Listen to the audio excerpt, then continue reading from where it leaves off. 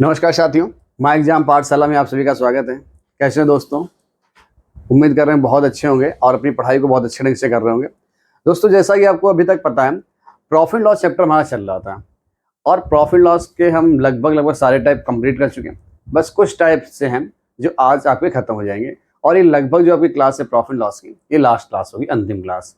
इसके बाद देखिए आपका लगभग क्वेश्चन कोई भी मेरे हिसाब से नहीं बचेगा जो आपसे प्रॉफिट लॉस का क्वेश्चन हो रहा है पेपर में आराम से, बहुत अच्छे ढंग से और बहुत बेहतरीन ढंग से आपको करवाया गया है। आप एक एक टाइप को अच्छे ढंग से अगर पढ़ेंगे तो आपके सारे क्वेश्चन अच्छे से हो रहे होंगे। आज जो प्रॉफिट लॉस क्लास है उसमें कुछ क्वेश्चन देखते हैं, 13, 14, 15 क्वेश्चन जो भी होंगे और उनको बहुत अच्छे ढंग से हम लोग कर रहे होंगे। एक एक स्टेप, एक एक पॉइंट को अच्छे से समझेंगे। ठीक है, मैथमेटिक्स आप जानते हैं, एक एक लाइन को, एक एक वर्ड को बहुत अच्छे से समझना होता है। एक एक पॉइंट पर आप ध्यान दीजिएगा, कहीं पे कोई समस्या हो तो बताते हैं। ठीक है, चलिए भाई चलते हैं, हम फर्स्ट क्वेश्चन से स्टार्ट करते हैं। देखिए पहला क्वेश्चन आपको क्या दे रखा है, सबसे पहले हम लोग देख लेते हैं यहाँ पर फर्स्ट क्वेश्चन, इसमें क्या दे रखा है हम लोगों को बोला गया। देखिए तो फर्स्ट क्वेश्चन बात करें, बोला गया है एक दुकानदार एक वस्तु का मूल्य उसके क्रय मूल्य से 25% अधिक अंकित करता है। बोला कितना? क्रय मूल्य से, किससे? क्रय मूल्य से ऊपर अंकित करता है, यानी अधिक अंकित करता है। बात समझ में? तो सबसे पहले चीज अगर हम देखें यहाँ पर क्या बोला गया, एक जो दुकानदार है, तो देखिए दुकानदार यानी क्रय मूल्य अगर हम मानते हैं, क्रय मूल्य हमारे पास कितना, अगर हमने मान लिया सीपी कितना भाई 100 रुपए, कन्फर्म हुआ सीपी कितना 100 रुपए। तो बोला जो अंकित करता है, अंकित करने मतलब क्या होता है, एमआरपी। क्या होता है? एमआरपी।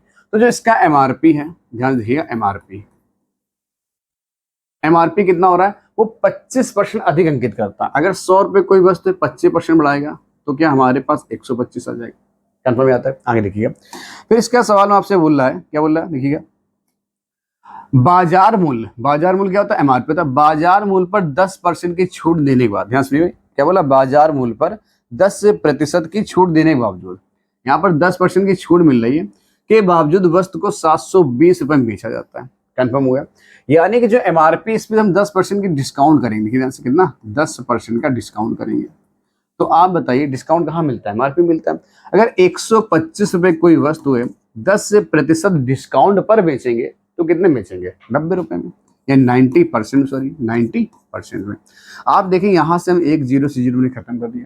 जब इसका मल्टीपल करा हुआ तो आप क्या, 9 अपना 45, क्या हासिल 4 लग गया, 9 ने 18, 18 4 कितना होगा, क्या 22 हो गया, हासिल 1, हासिल 2 लग गया, 9 1 कम 9 2 11 हो गया। क्या 0.1 अंक बाद आ जाएगा। यानी इस वस्तु का जो विक्रय मूल्य निकल गया, जहाँ से कहता है इस वस्तु का जो विक्रय मूल्य निकल आया वो 112.5 रुपये निकल कर आ गया। बात समझे? अब जो प्रॉफिट और लॉस होता है वो कहाँ पर होता है, इस बात ध्यान रखिए। हमें पता है कोई वस्तु 100 रुपए की थी और उसको हमने बेचा 112.5 रुपए में, तो प्रॉफिट हुआ। प्रॉफिट हुआ कितने रुपए का? हमारे हिसाब से हो रहा है 12.5 रुपए का। क्या बात क्लियर हुई? 100 रुपए कोई वस्तु थी, 112.5 में बेची गई, तो प्रॉफिट कितना हुआ? 112.5 का। हमारे साथ, सॉरी 12.5 रुपए का। हमारे हिसाब से 12.5 का प्रॉफिट है, लेकिन सवाल हिसाब से 720 रुपए में। ठीक है, अब देखो यहाँ पे क्या प्रॉफिट नहीं है, केवल यहाँ विक्रय मूल्य रखा है। हमारे हिसाब से विक्रय मूल्य, हमें बताना वस्तु का क्रय मूल्य और बाजार मूल्य का अंतर बताना। ठीक, तो इस पर तो हमें कोई चर्चा ही नहीं करनी, यानी प्रॉफिट की कोई बात ही नहीं करनी। ठीक है, ध्यान दीजिएगा, इसकी कोई बात ही नहीं करनी। सबसे पहले देखिए हमारे साथ विक्रय मूल्य कितना है, 112.5 रुपए, और सवाल हिसाब से विक्रय मूल्य कितना है, 720 रुपए। कंफर्म है? अगर हम यहाँ से एक का मान निकालेंगे कितना आएगा भाई, तो आप कहेंगे 720 बटे कितना आएगा, 112.5। ठीक है, अगर पॉइंट हटाओगे यहाँ से तो ऊपर एक जीरो बढ़ जाएगा, बढ़े क्या। अगर इसको आप डिवाइड करना चाहते तो हमसे वस्तु का क्रय मूल्य और बाजार मूल्य के बीच का अंतर, आप बताइए इनमें अंतर कितने के? तो आप देखिए वस्तु का क्रय मूल्य और बाजार मूल्य के बीच अंतर कितना भाई, 25 का।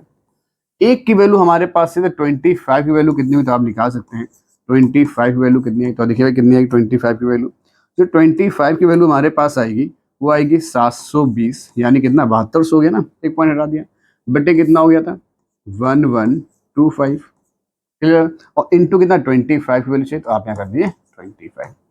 ये हमारा अंतर निकल कर आ रहा होगा। डिवाइड करिए इसको, 25 डिवाइड करिए, 25 से कम कितना होता है 25, और 25 चक्को कितना होगा 100 हो जाएगा।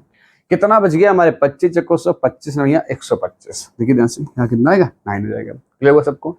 25 चौको 100 बच गया 12 हो गया 25 पंचे 125 कितना होगा 25 पंचे 125 क्लियर हुआ? तो यहाँ आ गया 5 आपका। क्या 9 से कट रहा है? आप देखिए 9 अपना कितना होता है 45 और 9 अट्ठे कितना होता है 72, तो यहाँ आ गया 800 और इसको जैसे ही डिवाइड करेंगे वैल्यू कितनी आएगी 160 रुपए। यानी वस्तु का क्रय मूल्य और बाजार मूल्य का जो अंतर आया वो आ गया 160 160 रुपए। क्या विकल्प आपका बी दिखाई पड़ रहा है?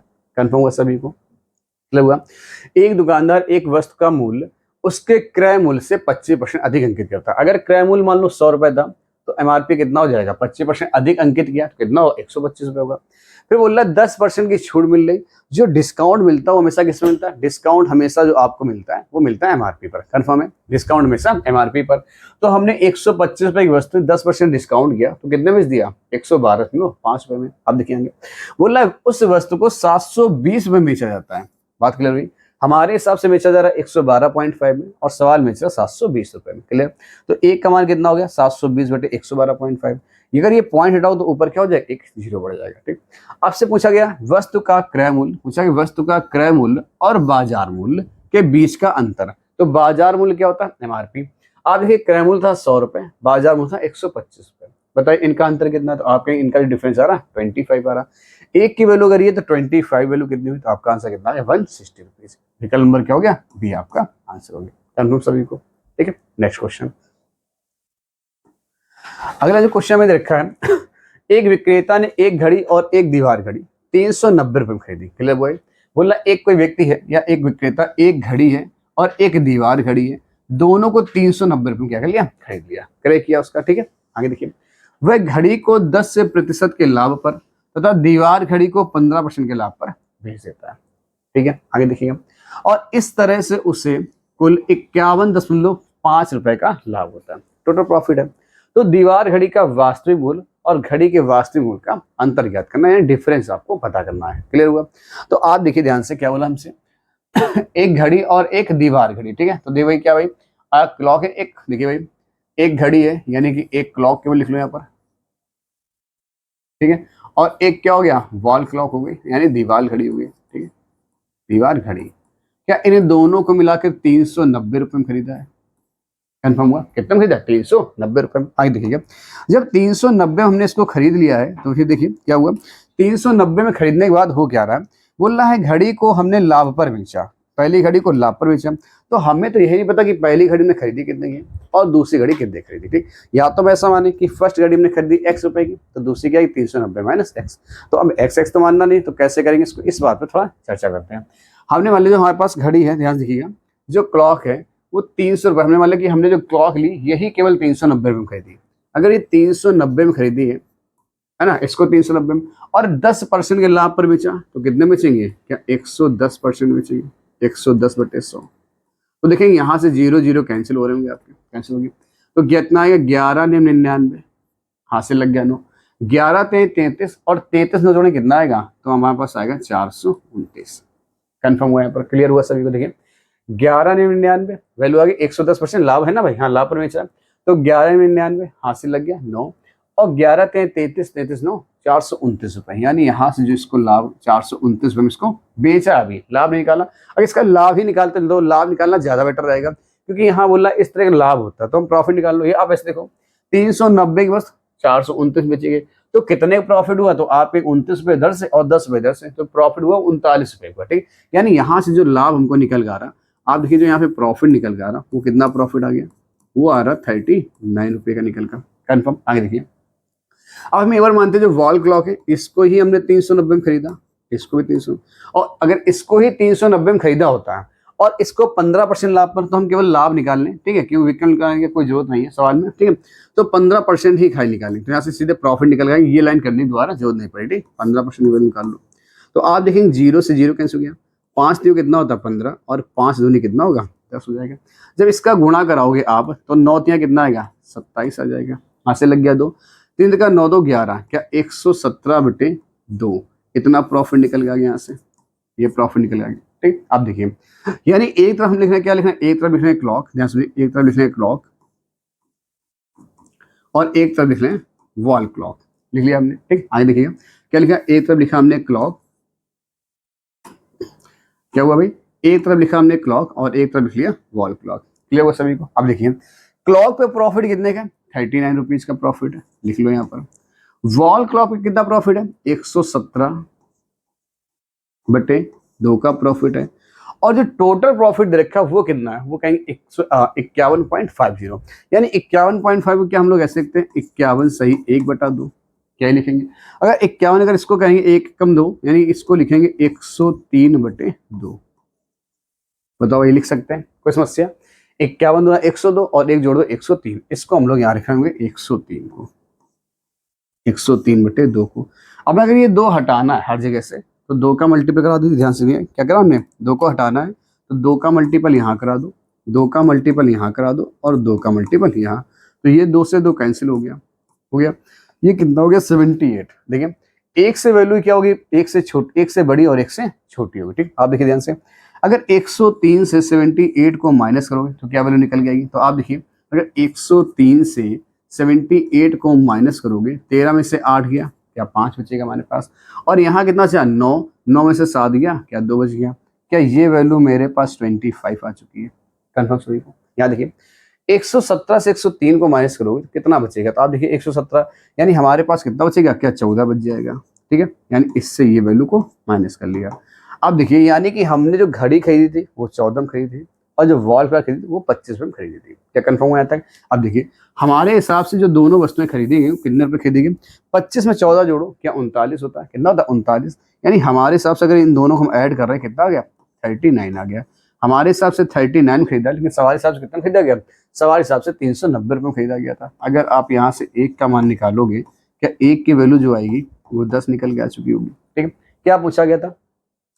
घड़ी तो दीवार घड़ी के वास्तविक मूल्य और घड़ी के वास्तविक मूल्य का अंतर ज्ञात करो। तो आप देखिए इनके वास्तविक मूल्य की हम बात कर लेते हैं। वास्तविक मूल्य की बात करते हैं, बताइए कितना आएगा? इनका अंतर कितना है? आप यहाँ देखो अंतर कितना है?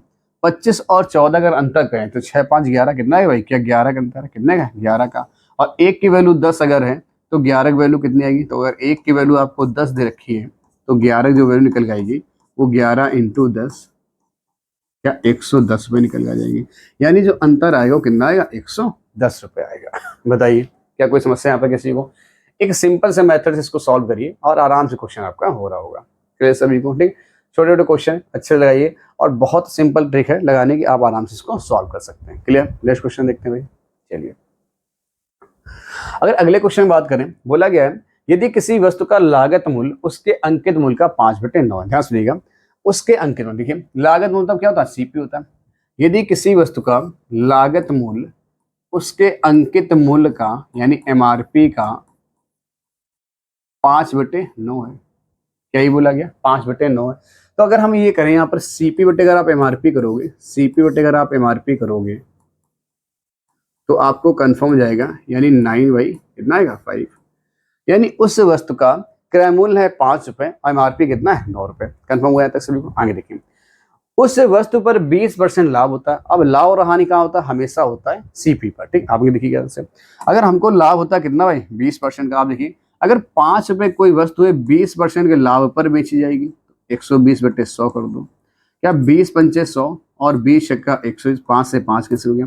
यानी इससे ये क्लियर हुआ कि सीपी, एसपी और एमआरपी, देखिए ध्यान से, सीपी, एसपी और एमआरपी। सीपी कितना था? 5 रुपए। एसपी कितना आया? 6 रुपए। एमआरपी कितना है? 9 रुपए। क्या बात क्लियर हुई सभी को? ध्यान रखिए, क्या चीज क्लियर होगी सभी को? ठीक है, यानी जो हमारे पास एमआरपी निकल के आ रहा हो कितना आ गया? वो 9 रुपए आ गया। क्या पूछा गया? छूट का प्रतिशत याद करें। क्या चीज मुझे? छूट का परसेंट। छूट कहाँ मिलती है? हमेशा एमआरपी पर। जब कोई चीज छूट, जैसे मान लो कि आपने कोई वस्तु बेची, 1000 रुपए कोई वस्तु थी और वो आपको मिल गई 800 में, यानी आपने क्या खरीदी लेकिन दुकानदार ने आपको क्या बेची है। क्लियर हुआ? यानी कि जो छूट निकलती है एमआरपी और विक्रय मूल्य के अंतर पे मिलती है। आप देखिए 9 रुपए की जो वस्तु है, दस कितने की? 9 रुपए की जो वस्तु है हमारे पास, वो वस्तु आपको कितने मिल गई? तो आप कहेंगे 6 की। तो डिस्काउंट हुआ कितने? तो आप कहेंगे 3 रुपए का। 3 रुपए का डिस्काउंट हुआ किस पर हुआ? 9 पर हुआ। तो 100 पर कितना?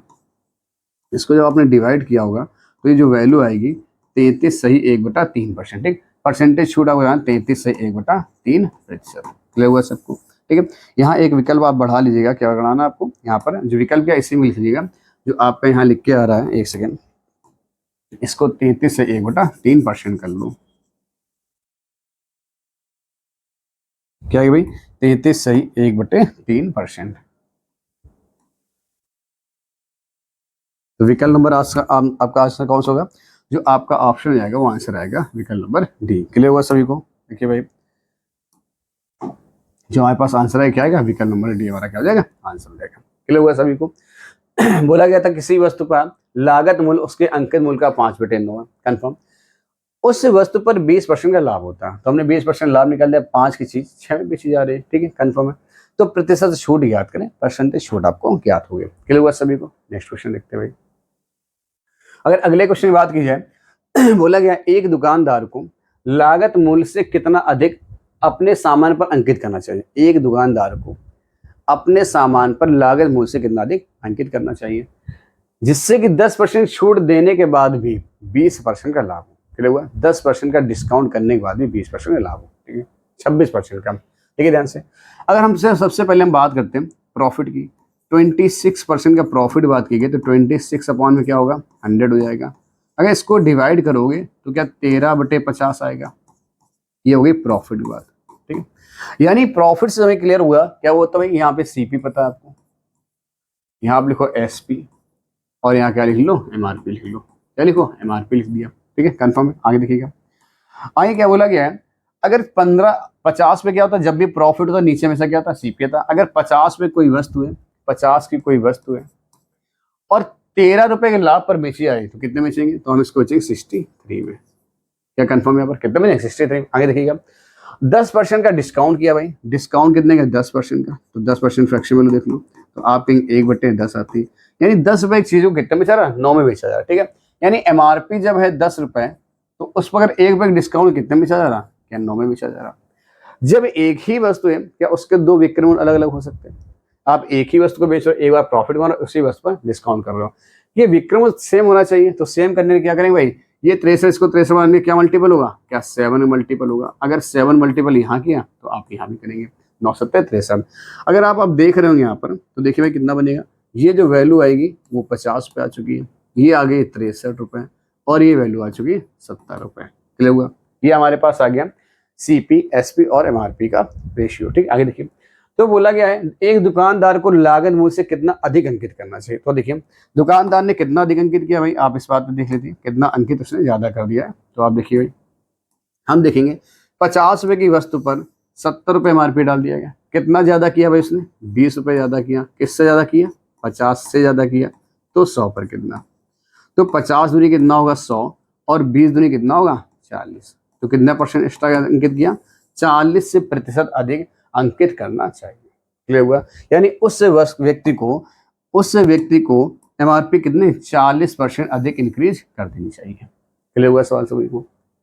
देखिए भाई, कहीं कोई समस्या किसी को, ठीक है। नेक्स्ट क्वेश्चन देखिए, अगर हम अगले क्वेश्चन की बात करते हैं हमारे पास, तो अगला क्वेश्चन क्या है, एक विक्रेता ने एक वस्तु की कीमत उत्पादन लागत से 40% अधिक लागत निर्धारित की। क्लियर हुआ। मतलब एक जो व्यक्ति है, जो भी इस पे खर्चा आ रहा है, जो भी उसका लागत है, मतलब 100 रुपए अगर खर्चा है, तो 40% उसने बढ़ा दिया, ठीक है। आगे देखिए, उसे बेचते समय वह 20% की छूट देता है। जब बेच रहा है तो 20% की छूट है, और जो प्रॉफिट है वो 48 रुपए होता है। वस्तु की लागत कीमत कितनी है। तो सिंपल सवाल, पीछे देखिए, आप देखिए फिर से यहाँ पर बोला एक विक्रेता, ध्यान देखिएगा क्या बोला गया था, एक विक्रेता वस्तु की कीमत उत्पादन लागत से 40% अधिक निर्धारित करता है। यानी हम यहाँ लिखते हैं सीपी और यहाँ लिखते हैं एमआरपी। किसी वस्तु का सीपी यदि 100 रुपए है, तो एमआरपी कितना होगा, क्या 140 रुपए आ जाएगा, निकल कर आ जाएगा एमआरपी कितना 140। उसे बेचते समय 20% की छूट देता है। जो डिस्काउंट करता है वो कितना कर रहा है, वो 20% कर रहा है। जब इसको बेच रहा है तो 20% का डिस्काउंट कर रहा है। कितने का डिस्काउंट है, 20%। अगर 140 रुपए कोई वस्तु है, 20% के डिस्काउंट यानी 80 में बेची जाएगी, तो आप देखेंगे 0 0 कैंसिल होगा, 14 अट्ठे कितना होता है, 112 होता है। आप देख सकते हैं 8 को 32 8 11 कितना होता है, 112, ठीक है। ध्यान रखिएगा कितना आएगा हमारे पास यहाँ पर, ये जो वैल्यू निकल के आएगी हमारे पास कितनी आएगी, जो यहाँ पे विक्रय मूल्य निकल के आएगा हमारे पास, वो आ जाएगा 112 रुपए।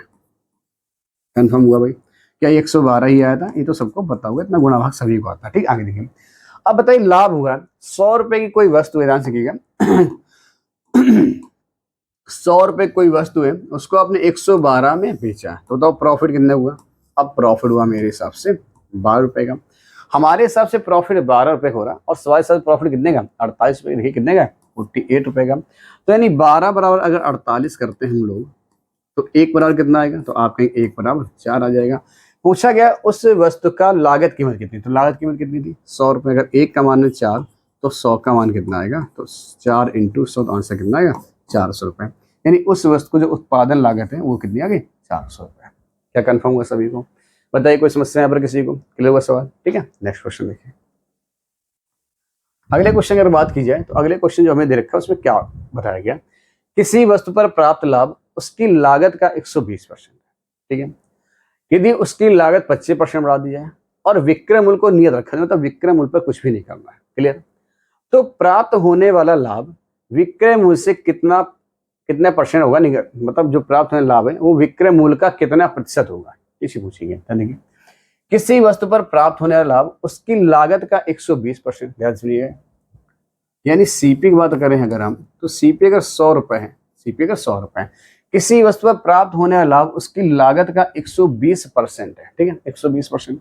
अगर 120% अगर 100 का 120% है, प्राप्त जो प्रॉफिट है वो 120% है, तो जो विक्रय मूल्य वो कितना आएगा 100 रुपए कोई वस्तु थी, 120 का प्रॉफिट हुआ, तो क्या 220% में बेच लोगे? कितने बेचोगे 220% में। 100 से 100 कैंसिल, कितना आ गया, यहाँ पर 220 आ गया। बताइए क्या कंफर्म हुई लाइन? अब देखिए आगे इसके बाद क्या बोला गया। इसके बाद की जो कहानी है वो ये बोली गई, उसकी लागत 25% बढ़ा दी जाए, यानी लागत को 25% इंक्रीज कर दिया गया है। तो बताइए कितना आएगा? क्या ये वैल्यू 125 हो जाएगी आपकी? लागत को 25% इंक्रीज कर दिया जाए और विक्रय मूल्य को नियत रखा जाए, यानी ये जो विक्रय मूल्य यहाँ 220 था, इसके साथ कोई भी छेड़छाड़ नहीं की जा रही है, 220 से नियत रखा जाए। क्लियर? आगे देखिए, तो प्राप्त होने वाला लाभ विक्रय मूल्य का कितना परसेंट होगा? ध्यान सुनिए लाभ कितना हो रहा है भाई, आप देखिए यहाँ से आएंगे तो हमें कितना लाभ हो रहा है इस पर चर्चा करते हैं। 125 रुपए की वस्तु 220 में बेची, 125 रुपए की वस्तु 220 में कितने का लाभ हुआ? अगर यहाँ पर 120 होता और वहाँ 220 होता तो 100 का लाभ। लाभ हो कितना रहा? लाभ हो रहा हमारे हिसाब से 95 रुपए का। प्राप्त होने वाला लाभ विक्रय मूल्य का, तो हमने कहा जिसके साथ लगा होगा, ध्यान से जिसके साथ लगा होगा उस वैल्यू को कहाँ रखते हैं? नीचे। उस वैल्यू कहाँ रखते हैं? नीचे रखते हैं। तो प्राप्त होने वाला लाभ विक्रय मूल्य का कितना, मतलब जो लाभ है वो विक्रय मूल्य का कितना प्रतिशत है, आपसे ये पूछा गया। तो आप देखिए लाभ कितना है 95 रुपए का, विक्रय मूल्य कितना है 220 है, तो 100 पर कितना निकाल पाओगे? 0 0 हमने डिवाइड कर दिया, और काटो तो 2 से काटो कितना आएगा 11 आ जाएगा, 2 से काटो कितना आएगा 5 आ जाएगा। ठीक, वैल्यू देखो लगभग निकटतम बोला तो निकटतम निकाल दो, 5 25 हाथ से लग गया 2, 9 अपना 45 2 47, और डिवाइड किसके हो गया 11 से, तो 11 चौक 44। क्या 4 वाला कोई विकल्प है? तो 2 विकल्प यानी ए और डी नहीं होगा। देखिए 11 चौक 44, बचा कितना हमारे पास यहाँ से 3, 35 हो गया, तो 11 3 33, 11 3 33।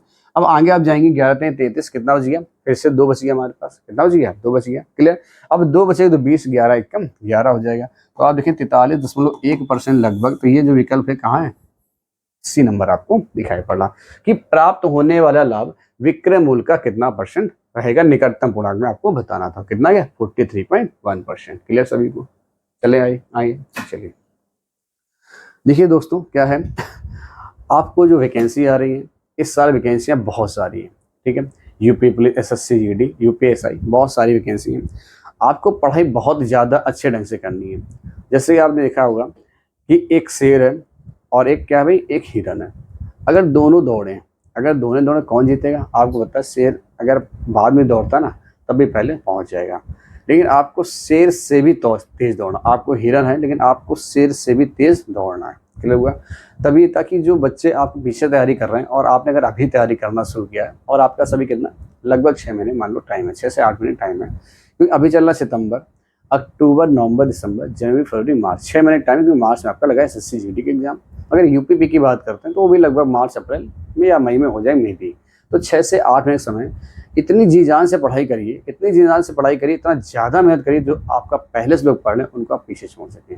यानी आपको अगर शेर को पीछे करना है, यानी जो बच्चे पिछले आपको तैयारी पहले से लगभग 7 साल 2-2 साल से कर रहे हैं, कायदे से कर रहे हैं, या किसी एग्जाम में वो बाहर हुए हैं, उनको आपको पछाड़ना है तो आपको मेहनत बहुत हद तक करनी पड़ेगी फिर सभी को। ठीक है, तो चलिए मिलते हैं नेक्स्ट क्वेश्चन में। आप अच्छे से तैयारी करिए और एंजॉय करते रहिए, पढ़िए बेहद इधर आराम से पढ़िए, कहीं कोई समस्या तो बताइएगा। ठीक है, चलिए नेक्स्ट क्वेश्चन। बोला गया हरी ने दो वस्तुएं ए और बी कुल मिलाकर 1250 खरीदी। किलो भाई दो वस्तुएं खरीदा ए और बी 1250 रुपए में। ए को उसने 20% की हानि पर और बी को 15% के लाभ पर बेच दिया। किलो हुआ यदि बी का विक्रय मूल्य ए के विक्रय मूल्य के 2 गुने से 75 रुपए कम था तो ए का क्रय मूल्य कितना था। देख लेते हैं इस बार सवाल को। हरी ने दो वस्तुएं ए और बी कुल मिलाकर 1250 में खरीदी थी, यानी ए और बी दो वस्तुएं, एक वस्तु ए है और एक वस्तु बी है, दोनों को जो खरीद लिया है वो 1250 रुपए में खरीद लिया है। चलिए भाई कितना खरीदा, 1250 खरीदा। ए को उसने 20% की हानि पर और बी को 15% के लाभ पर बेच दिया। अब ये मान लेते हैं कि ए मान के ए नाम की जो वस्तु है उसको हमने एक्स में खरीदा होगा। कितने भाई, एक्स रुपए में लिखे ध्यान से कि ए नाम की जो वस्तु मान लो हमने उसको एक्स में खरीदा और हानि बेचा, कितने बेचा, 20% की हानि बेचा। ठीक है, तो 20% हानि। अच्छा देखो और भी चीजें हैं, हानि बेचा, अच्छा विक्रय दोगुना, तो इसको थोड़ा सा एक सेकेंड देखिए। हम यहाँ लिखते हैं वस्तु ए और यहाँ लिखते हैं उसका सीपी और यहाँ लिखते हैं उसका एसपी। कंफर्म है, क्या लिखते हैं उसका एसपी। आगे देखिएगा बोला 20% हानि बेचा, तो 20% फ्रैक्शन वैल्यू क्या होती है आप सही बता, 1/, कितनी होती है 5, यानी 5 पे कोई वस्तु 1 रुपए हानि बेचे, यानी 5 पे कोई वस्तु है 1 रुपए हानि बेचेंगे, कितने बेचेंगे, क्या 4 में बेच देंगे। ठीक, आगे देखिए। और बी को 15% के लाभ पर, तो 15% फ्रैक्शन वैल्यू 3/20। ठीक है, लाभ पर बेचा यानी 20 पे कोई, देखिए जो बी नाम की वस्तु है 20 रुपए की वस्तु को 3 रुपए के लाभ पर कितने बेच रहा, 23 रुपए में बेच रहा। कंफर्म हुआ। आगे देखिए बोला यदि बी का विक्रय मूल्य ए के विक्रय मूल्य के 2 गुने से 75 रुपए कम था। बी का विक्रय मूल्य ए के विक्रय मूल्य के, इस बात पर ध्यान से देखिएगा, ध्यान देखिएगा क्या बोला गया, बी का विक्रय मूल्य ए के विक्रय मूल्य के 2 गुने से 75 रुपए कम था। ए के विक्रय मूल्य के 2 गुने से कम था भाई, कैसा था, 2 गुने से 75 रुपए कम था। मेरे हिसाब से कितना कम, आप ये देखिए जरा ध्यान से, हमारे हिसाब से यहाँ पे 8 है। बी का विक्रय मूल्य, अब यहाँ तो ज्यादा हो रहा है, बोला बी का विक्रय मूल्य ए के विक्रय मूल्य के 2 गुने से 75 रुपए कम था। अब देखो ए का विक्रय मूल्य करते हैं 8 रुपए, है ना, और ये 23 रुपए, तो बी का विक्रय तो पहले ज्यादा हो रहा है, यहाँ तो कम होने की बात ही नहीं रखा है, और ये बोल रहा भाई कम था 75 रुपए, और मेरे हिसाब से कितना हो रहा है, ज्यादा हो रहा, यानी मेरे हिसाब से यहाँ पे अधिक होना चाहिए था, है ना, लेस देन। एक बार आप अधिक करके देखते हैं, आंसर मैच करते हो, ठीक है, तो देखते हैं। बी का विक्रय मूल्य ए के विक्रय मूल्य के 2 गुने से कितने रुपए अधिक है, तो आप देखिए भाई कितना अधिक है, तो हम कहेंगे यानी 15 रुपए अधिक हो रहा। मेरे हिसाब से 15 अधिक, सवाल हिसाब से 75 रुपए अधिक है। तो एक की वैल्यू कितनी है, 15 अपना 75 क्या, एक की वैल्यू 5 आ गई। अगर एक की वैल्यू 5 आई तो ए का क्रय मूल्य कितना था, आपसे पूछा गया ए का क्रय मूल्य, तो ए का क्रय मूल्य अगर आपसे ज्ञात करना भाई, ए का क्रय मूल्य तो 10। इस सवाल में कहीं ना कहीं कुछ समस्या बेटा, ठीक है, इस सवाल में कहीं ना कुछ समस्या। आप देखिए जो चीजें वो मैच नहीं कर रही, क्योंकि हमारे पास अगर एक की वैल्यू, तो आप यहाँ निकालेंगे, चलो अच्छा एक बार चेक भी कर लेते हैं हम, जब एक की वैल्यू करी आई तो एक बार चेक करते हैं। 25 यानी जो ए है वो कितने रुपए की वस्तु है, 5 × 5 यानी 25 रुपए की, और जो बी का क्रय मूल्य निकल के आएगा वो कितना निकल आएगा, 20 × 5 100, कितना आएगा, 20 × 5 वो कितना आएगा, 100 रुपए। यानी मेरे हिसाब से दोनों वस्तुएं खरीदी गई 125 रुपए की, और सवाल हिसाब से 1250 रुपए की। तो अगर एक का मान निकालोगे कितना आएगा, एक का मान आएगा 10 रुपए। अगर एक का मान 10 रुपए आ गया तो हमसे पूछा गया था ए का क्रय मूल्य कितना, तो अगर देखो ए का क्रय मूल्य 250 रुपये आ रहा और बी का क्रय मूल्य 1000 रुपये आ रहा, जो कि कहीं भी मैच नहीं कर रहा। ठीक, खरीद के तो आ रही, लेकिन अब समस्या यहाँ पर ये कम था, अधिक होता, अब ऑप्शन ही नहीं मैच करे, तो सवाल कहीं ना कहीं कोई ना कोई मिस्टेक है। ठीक है, इस सवाल को देखते हैं बाद में कभी, ठीक है, HW डाल देते हैं कभी कभी, बाद में देख लेंगे क्लास में अपना। ठीक है, चलिए भाई, तो यानी ये सवाल अभी कहीं ना कहीं कोई मिस्टेक है, कम था, या कुछ और लैंग्वेज है वहाँ पर, उसको थोड़ा सा ध्यान से देखना हो। ठीक, या ए का विक्रय मूल्य बी के विक्रय मूल्य के 2 गुने से, ये लाइन भी नहीं बनेगी, है ना, ये लाइन भी बनना मुश्किल है। चलिए देखते हैं नेक्स्ट क्वेश्चन, फिर अगला देखते हैं, फिर बाद देखेंगे इस क्वेश्चन को। एक व्यक्ति ने एक घोड़ा और एक बग्गी 40,000 रुपये में खरीदी। बोला गया एक व्यक्ति ने एक घोड़ा और एक बग्गी 40,000 में खरीदी, मतलब एक घोड़ा खरीदा है और एक क्या खरीदी, बग्गी खरीद ली, और दोनों मिलाकर भाई कितने में, 40,000 रुपये में। देखिए यानी कि अगर एक हॉर्स खरीद रहे और एक क्या खरीदे भाई, देखिए भाई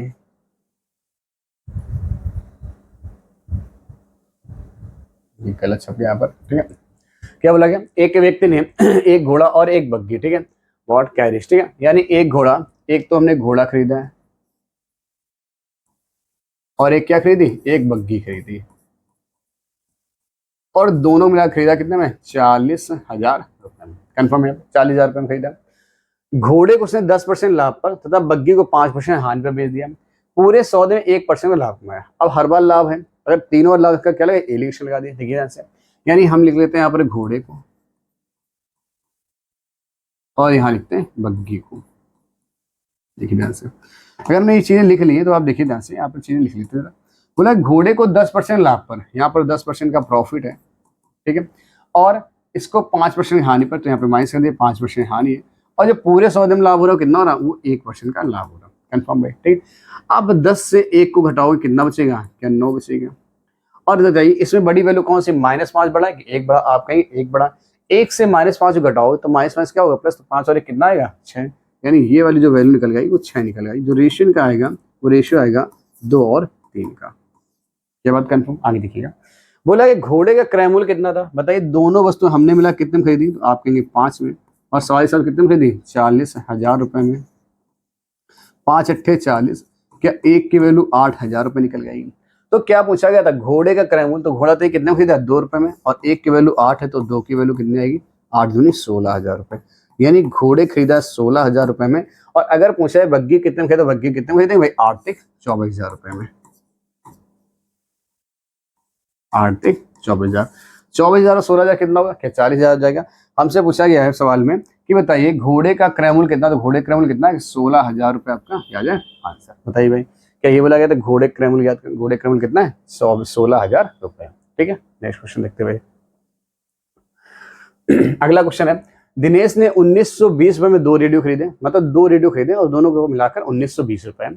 उसने एक को 20% लाभ तथा दूसरे को 6 सही 2/3% हानि पर बेच दिया। कंफर्म है, यदि दोनों विक्रय मूल्य का, यदि दोनों रेडियो विक्रय मूल्य कैसा है, बराबर। अब थोड़ा चीज अच्छी लेवल की आई है, ठीक है। देखिए यहाँ से 1920 में खरीदा भाई, ध्यान से देखिएगा क्या हुआ, 1920 रुपए में दिनेश ने क्या बोला गया, दिनेश ने 2 रेडियो खरीदा। क्या दिनेश 1920 में 2 रेडियो खरीदे, ठीक है, ध्यान रखिए।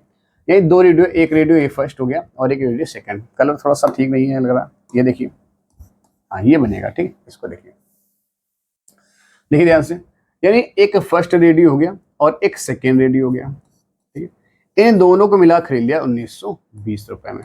कंफर्म हुआ, 1920 में खरीदा। आगे बोल रहा है कि उसने एक को 20% लाभ पर और दूसरे को 6 से 2/3 की हानि पर बेच दिया। ध्यान से, यहाँ हम लिखते हैं फर्स्ट और यहाँ लिखते हैं सेकेंड, ठीक है, कह लिया फर्स्ट और सेकेंड, ठीक है। ध्यान से, यहाँ पर लिखते हैं इनका सीपी और यहाँ लिखते हैं इनका एसपी, क्या लिख दिया, एसपी लिख दिया। बोला गया पहले को 20% लाभ पर, तो आप पता 20% जो फ्रैक्शन वैल्यू होती है वो क्या होती है उसकी, 1/5, यानी 5 रुपए कोई वस्तु है उसको कितने में बेच दिया, क्या 6 में बेच दिया। 5 रुपए कोई वस्तु है उसे कितने में बेचा गया, उससे बेचा गया 6 रुपए में। कंफर्म हुआ। जो दूसरी वस्तु है उसको 6 से 2/3% हानि, तो 6 सही 2/3, 18 2 20, 20/3 नीचे आएगा 100, 20 पंचे 100, यानी 1 कितना आएगा, क्या 15, यानी 15 रुपए कोई वस्तु 1 रुपए हानि पर बेचेगी। 15 रुपए कोई वस्तु थी 1 रुपए हानि में बेचेगी, कितने बेचेगी, क्या 14 में बेचेगी। कंफर्म हुआ तक। 6 सही 2/3, 6 18 2 20, 20/3 इंटू 100, 20 पंचे 100, 5 3 15, क्लियर। यानी 15 रुपए कोई वस्तु 1 रुपए हानि बेचेगी, कितने में, 14 में। यदि दोनों रेडियो विक्रय बराबर है, क्या विक्रय बराबर है, तो आप कहेंगे नहीं बराबर है। इसको बराबर करना भाई, तो कैसा, आप देखिए अगर यहाँ पर हम गुणा करा दें 3 का, बराबर करना, देखिए कैसे बराबर कर सकते हैं।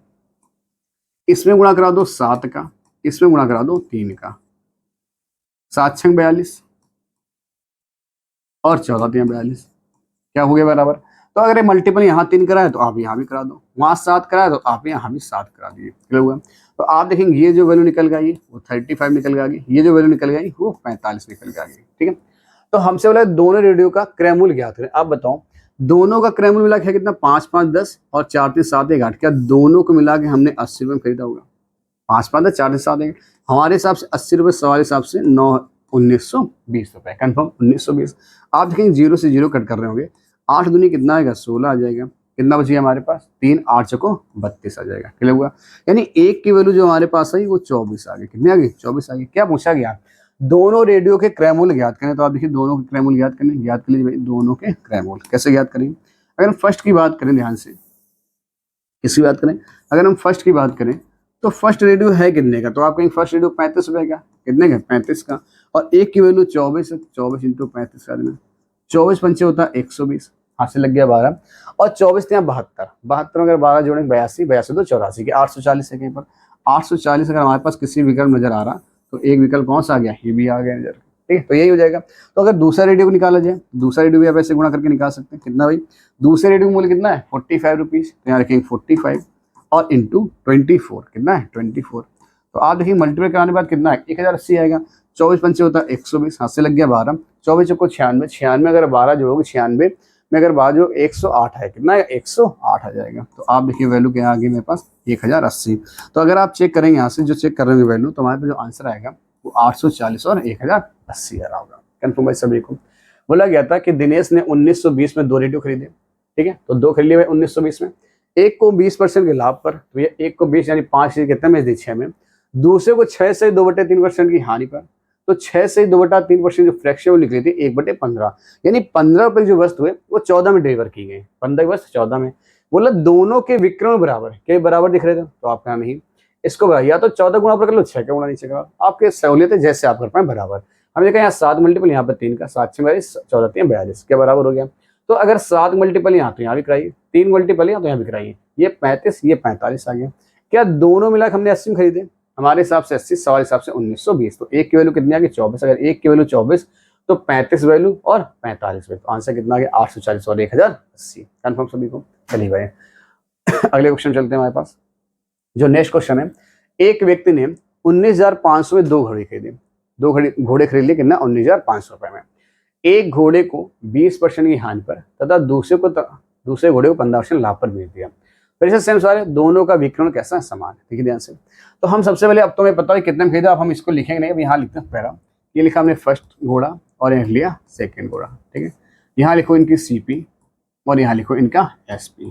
क्लियर? आगे देखिएगा, जब सीपी एसपी हमने लिख ही लिया है, बस आपको ये चेक करना है क्या क्या लाभ हो रहा है, हानि हमें हो रही है। ठीक, देखिए बोला है घोड़े को 20% की हानि पर, तो 20% की जो फ्रैक्शन वैल्यू होती है, आप सही बता, 1 बटे कितने होती है? 5, यानी 5 रुपए की वस्तु 1 रुपए हानि पर, 5 रुपए की वस्तु 1 रुपए हानि पर कितने में बेचेंगे? 4 में बेचेंगे। कन्फर्म? आगे देखिए, और दूसरे को 15% लाभ पर, अभी निकाला था शायद पीछे, 3/20 होता है, 5 तो 15, 5 दूनी 10, यानी कि 20 रुपए की वस्तु 23 रुपए में बेची जा रही है। 20 रुपए की वस्तु, 20 रुपए की वस्तु जो है वो 23 में। ध्यान देखिए इसके, जो 20 रुपए की वस्तु हमारे पास है वो कितने में बेची जा रही? वो 23 रुपए में बेची जा रही। क्या कंफर्म हुआ? आप देखिए आगे, ये तो सारी चीजें आपने निकाल ली यहाँ पर। आप देखिए यहाँ पर क्या क्या चीजें बन सकती हैं और नहीं।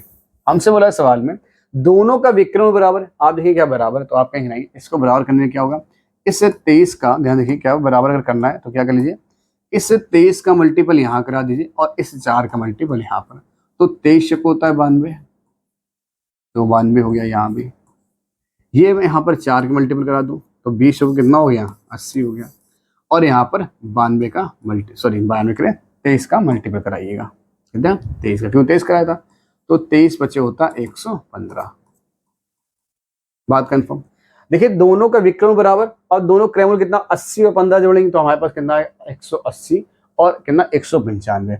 यानी दोनों अगर जोड़ें तो हमारे पास जो क्रयमूल्य निकल जाएगा वो आएगा 1995 195 रुपए। कंफर्म? मेरे हिसाब से दोनों क्रय मूल्य 195 आ रहा, और सवाल साथ कितना था?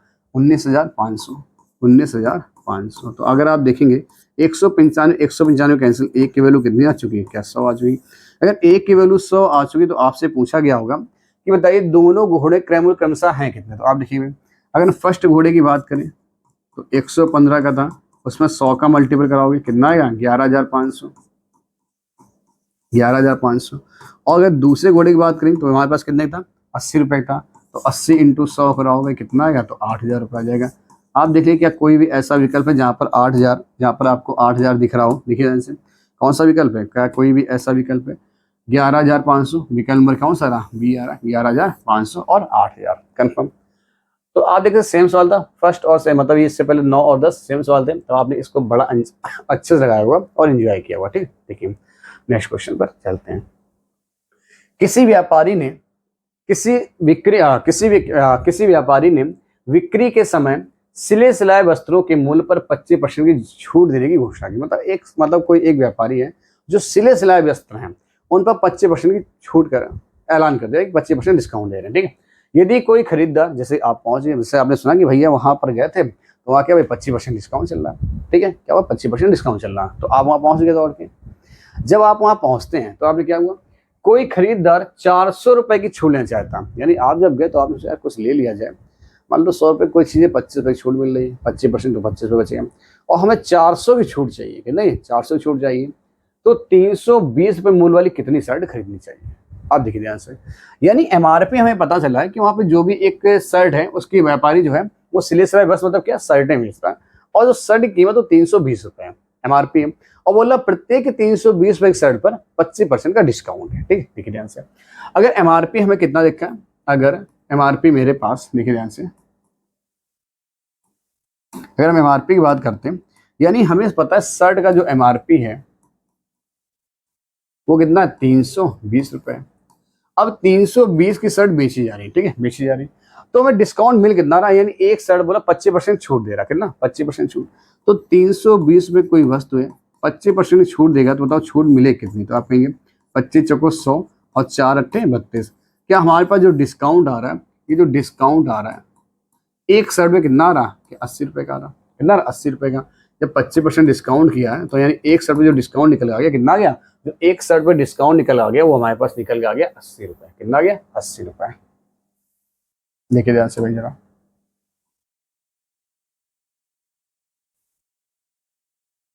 देखिए यहाँ पर अगर हम बात करें 320 रुपए कोई वस्तु थी, 25% का हमने क्या कर दिया, डिस्काउंट कर दिया, यानी हमको जो मिल रही वस्तु यानी डिस्काउंट कितने मिला, यानी एक शर्ट खरीदने पे 80 रुपए डिस्काउंट है, और डिस्काउंट चाहिए कितने का, तो जो व्यक्ति को डिस्काउंट चाहिए वो जो उसको डिस्काउंट चाहिए उसको 400 रुपए का, कितने चाहिए, यानी इसको ये 80 रुपए 400 रुपए बनाने हैं, तो किसका मल्टीपल कराया होगा, क्या 5 का मल्टीपल कराया होगा।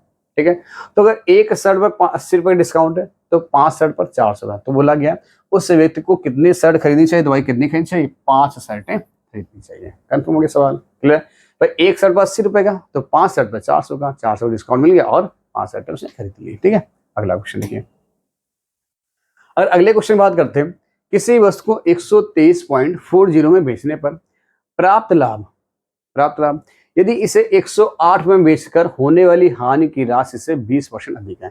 ये क्वेश्चन बहुत अच्छे लेवल का, ध्यान रखिएगा। यदि वस्तु को 120 रुपये 75 पैसे में बेचा गया तो लाभ या हानि का प्रतिशत ज्ञात करें। आप बताइए ध्यान से, यानी कोई वस्तु, ध्यान सुनिएगा, कोई वस्तु अगर हम रुपए ज्यादा में बेचेंगे तो हमें लाभ होगा, और कम में बेचेंगे तो क्या होगी, हानि होगी। यानी दोनों हाल में क्या बिकनी तो है, या तो लाभ होगा या तो हानि होगा। ठीक, यानी क्रय मूल्य से अगर आप ज्यादा बेचोगे तो आपको क्या होगा, प्रॉफिट होगा, और क्रय मूल्य से कम में बेचोगे तो क्या होगा, हानि होगी। कंफर्म, यानी बेचना तो हर हाल में या तो एक बार लाभ होगा या तो हानि होगी। ध्यान से देखिए सवाल कैसे करेंगे, आप यहाँ लिखिएगा सीपी से ज्यादा बेचोगे, ध्यान सुनिए, अगर सीपी से आप ज्यादा बेचोगे, बेचनी तो है भाई हर हाल में, विक्रय मूल्य, तो क्या होगा, प्रॉफिट होगा, और सीपी से कम पर बेचोगे, सीपी से कम पर तो क्या होगा, लॉस होगा। भाई बिकनी तो भाई हर हाल में, लेकिन एक बार लाभ है क्या, हाँ। ठीक, अब देखिए, अगर 123 रुपये 40 पैसे में बेचते हैं, कितने में, अगर 123 रुपये 40 पैसे में बेचते तो प्राप्त लाभ, यानी 123 रुपये 40 पैसे में बेचें तो हमें क्या होगा, लाभ होगा। और यदि 108 में बेचा जाए तो हानि होगी, 108 में बेचा जाए तो हानि। यानी इसका याद रखो, यानी लैंग्वेज अगर नहीं समझा रही, बड़ा अमाउंट आगे और छोटा अमाउंट पीछे आपको रखना है। क्लियर, अब देखिए, अब जो समझने वाली लाइन है उसको ये समझना है, बेचकर होने वाली हानि राशि से 20%। अब देखो इस लाइन सुनिए, किसी वस्तु को 123 रुपये 40 पैसे में बेचकर प्राप्त लाभ इसे 108 में बेचकर होने वाली हानि की राशि से 20% अधिक है। मतलब हानि से 20% अधिक, जो लाभ है वो हानि से 20% अधिक है। अब देखिए, अगर हम बात करते हैं हानि, अगर 20% की फ्रैक्शन वैल्यू आप लोग निकाल पाएंगे तो आप बता 1/, कितना होता है 5, यानी अगर हानि 5 रुपए की है तो लाभ 1 रुपये ज्यादा है। अगर हानि 5 रुपए की है तो लाभ 1 रुपये ज्यादा कितना निकल आ गया, 6 रुपये निकल आ गया। ये बोला गया था प्राप्त लाभ इससे 108 में बेचकर होने वाली हानि की राशि से 20% ज्यादा है। अगर आप इसको ऐसे मानोगे हानि अगर 100 की है तो लाभ 120 का हो जाएगा। क्लियर हुआ? ज्यादा है तो 20 पंचे 100, 20 का 120, तब भी वही वैल्यू निकल कर आपकी आएगी। ठीक है, आगे देखिएगा। आगे बोला गया यदि इस वस्तु को 120, अब देखो सबसे पहले तो आपको क्रयमूल्य पता होना चाहिए कि वस्तु है, तो भाई बेचने में लाभ हानि तो तब पता चलेगा जब हमें उस वस्तु का क्रयमूल्य ज्ञात हो। कन्फर्म? देखिए ध्यान से कैसे निकालेंगे। क्या करना है, अंदर वाली वैल्यू को आपको क्या करना भाई, ऐड कर देना, तो आप कहेंगे कितना आएगा, 11 आएगा। और बाहर वाली वैल्यू क्या करना, माइनस कर देना। 123.40 से आपको 108 क्या करना, माइनस करना। तो आप देखेंगे यहाँ क्या आएगा हमारे पास, ये तो 40 ऐसे आ जाएगा। 13 में से 8 गया, क्या 5 बच गया, और यहाँ कितना 15। यानी हमारे पास जो वैल्यू आ गई कितनी आ गई, हुआ वैल्यू है 1540। यानी कि ये वैल्यू कितनी है, 15.40 आ चुकी है। क्या कन्फर्म हो गया यहाँ तक? आप देखिएगा। अब जो लाइनें बनेगी हमारे पास वो क्या बनेगी, देखें। यानी 11 बराबर एक 15.40 के, तो थोड़े के दशमलव भी भूल जाओ, तो आप कहेंगे 11 एक कम 11 और 11 चौक 44 और एक लगा तो 0। 11 कम 11, 4 11 चौक 44, दशमलव था 2 अंक बाद, तो एक की वैल्यू कितनी आ चुकी है, एक की वैल्यू जो मेरे पास आई है 1.40 आ चुकी है। कितने, 1.40। अब अगर लाभ निकालना, हार निकालना, तो कैसे निकालें आपको बताएं। एक प्रॉफिट का फॉर्मूला आपने पढ़ा होगा, प्रॉफिट बराबर होता है सेलिंग प्राइस माइनस सीपी। क्या ये होता है, अगर हमारे पास, कैसे देखो ये फॉर्मूला आया कैसे, मान लो अगर कोई वस्तु 100 रुपये की है और उसे हमने 120 में बेच दिया, तो प्रॉफिट कितने हुआ, तो आप कहेंगे 20 रुपये का। कैसे निकालना, क्या सेलिंग प्राइस से हमने क्रयमूल्य घटाया तो प्रॉफिट निकला है। अगर हमें सीपी निकालना तो क्या करेंगे भाई, हम लोग क्या करेंगे, सीपी ही हमको निकालना तो क्या किया जाए, ऐसा आप देखिए। यानी इस सीपी को इधर ले जाओ और प्रॉफिट दो, तो सीपी इधर आगे कैसे हो जाएगा, प्लस का हो जाएगा, और एसपी माइनस क्या होगा, प्रॉफिट। यानी अगर हम विक्रय मूल्य से प्रॉफिट को घटा दें तो क्या क्रय मूल्य निकल आएगा। क्लियर है? ठीक है, क्लियर, क्रय मूल्य निकल आएगा। ठीक, देखिए ध्यान से, यह आपने ऐसा भी एक फॉर्मूला पढ़ा होगा।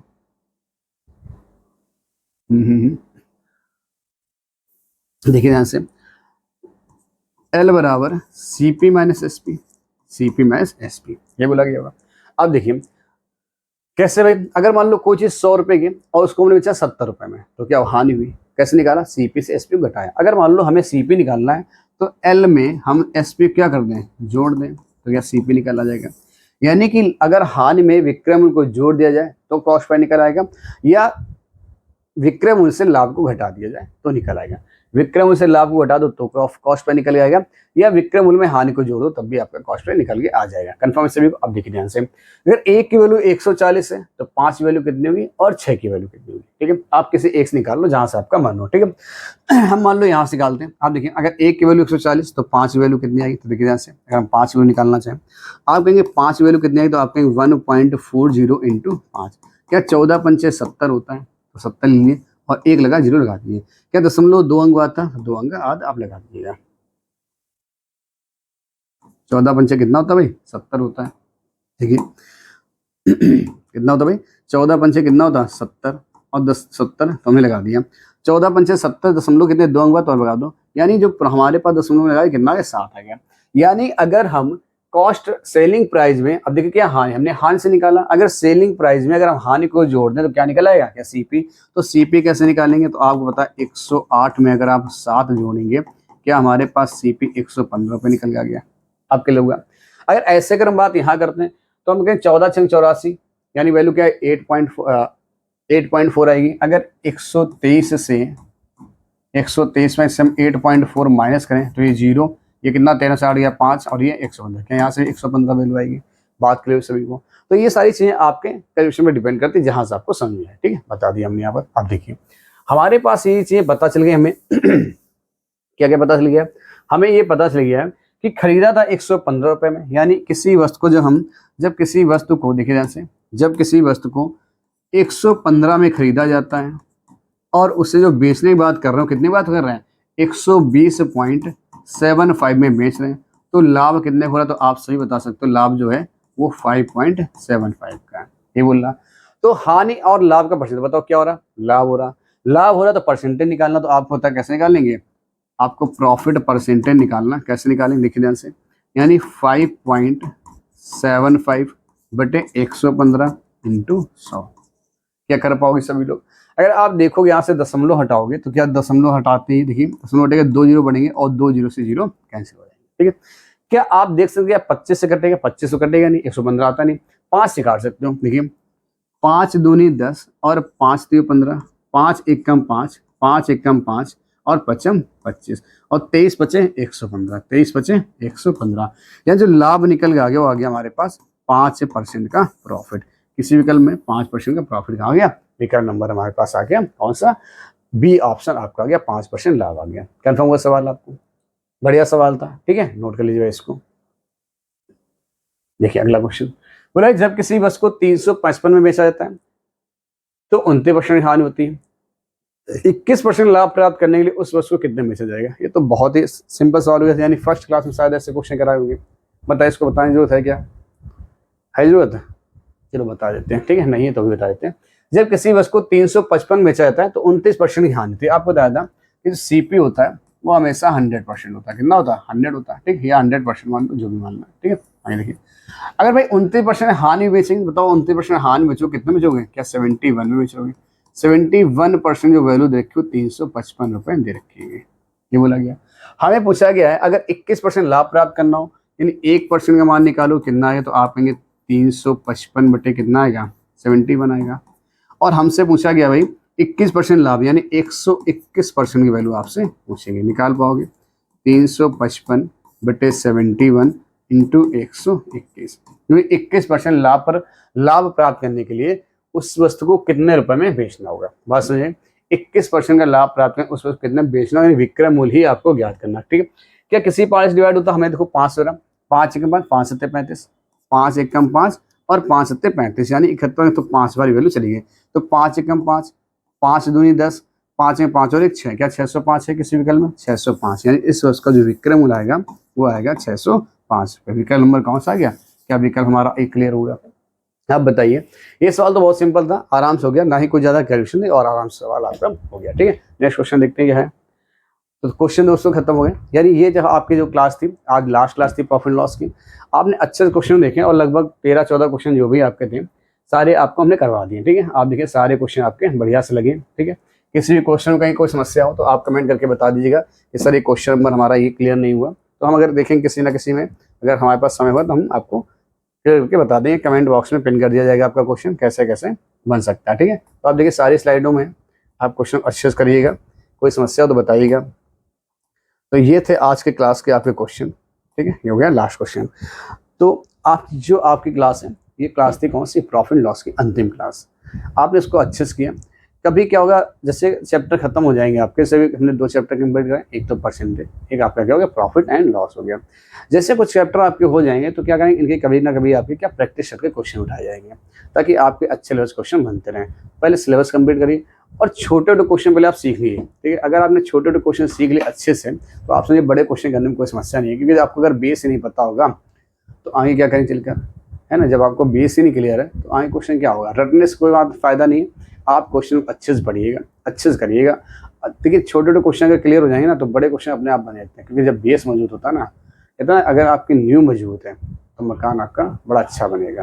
बात क्लियर है? तो चलिए दोस्तों मिलते हैं, बात किया जाता है। ठीक है, मिलते हैं नेक्स्ट क्लास में, तब तक के लिए जय हिंद।